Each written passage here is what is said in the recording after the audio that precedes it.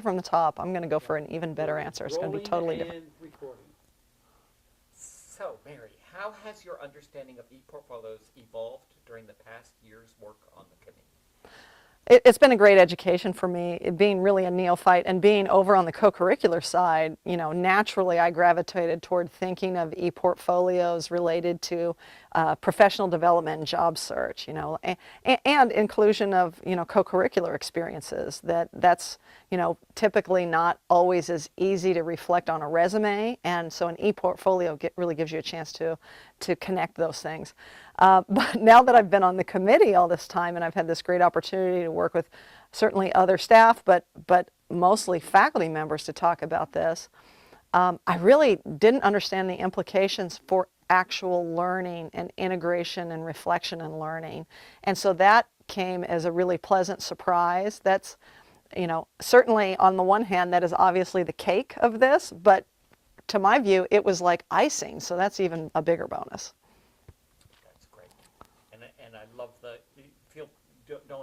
don't have any hesitation to use your Move around a little. Okay, That's great. If I'll it's try to look like a natural, normal comfortable. person. Yeah. No, I find if you tend to if you hold your hands down, that sort of it's better if you. It's weird. Yeah. Okay. So based on what you've learned, do you have any sense? Can you anticipate what might be some of the critical success factors for Chico State in its implementation of e-portfolios? Absolutely. I think a lot about technology, and I've always been, kind of gravitated toward it and been an early adopter of things, you know, first iPhone, stuff like that. But so I really think about technology and the user and how that works for them. So it really doesn't matter how great the product is if the first and primary issue isn't how will the user access it, how will the user be trained in it, and what kind of support the user will have.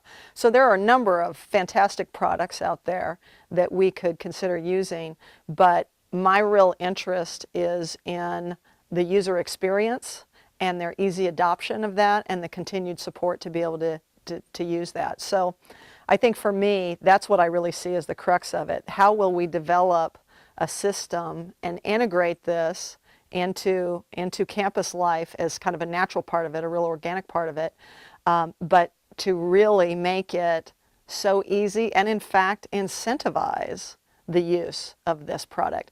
You know, on the backside now, I've come out as a true believer that, wow, these would be great for us to have. So let's make sure, I don't care why people use them because the potential outcomes are so fantastic. So if we need to incentivize the use, if we make it easy to use, if we remove all possible roadblocks, then in the end we get what we want, which is this fantastic learning experience. Great. So as the year has gone by, the committee has gathered information from lots of different sources. You know, we started off reading papers, we had presentations, we saw vendor demos, lots and lots of discussion and all kinds of things. Is there anything that was most helpful to the effort of and helpful in terms of your developing understanding of portfolios? And is there anything that we need to do more of or still remains to be done as a committee? I think for me, you know, again, the demonstrations, on the one hand, the webinar demonstrations by the vendors, of course, are great, right? They're showing you exactly what the car does and all those sorts of things. But what I really want to hear from is people who've driven the car, right? So the contact with other faculty who are current faculty who are using different products now on campus, contacting colleagues at other colleges who are using some of these products. I think that's really where, you know, the rubber meets the road for me, that I think that that's incredibly valuable. And in fact, you know, we probably have a little more work to do on that, even as we sort of narrow our choices, that now we really want to get into, okay, who's using this and how.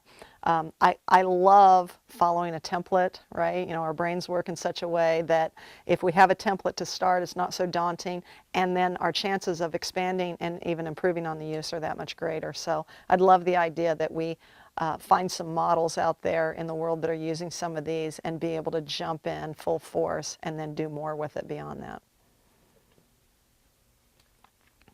So in your work in student life in particular, you know, you've used OrgSync, and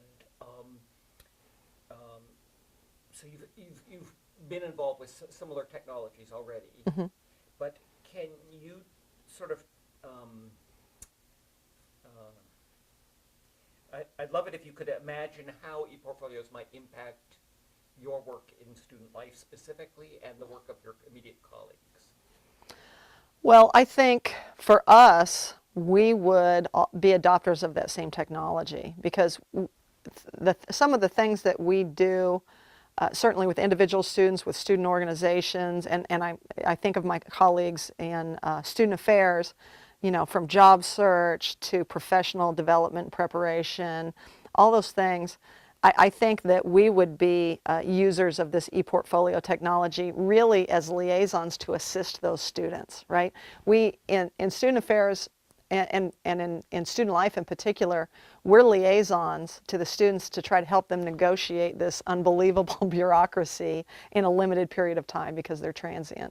So this would be absolutely a perfect fit and another piece to that helping them understand how they can integrate those co-curricular experiences into their portfolio, I think would be a real primary role, at least out of my office. And then certainly I imagine, for job search and professional preparation, I can see other colleagues in student affairs wanting to really help those students build those portfolio experiences.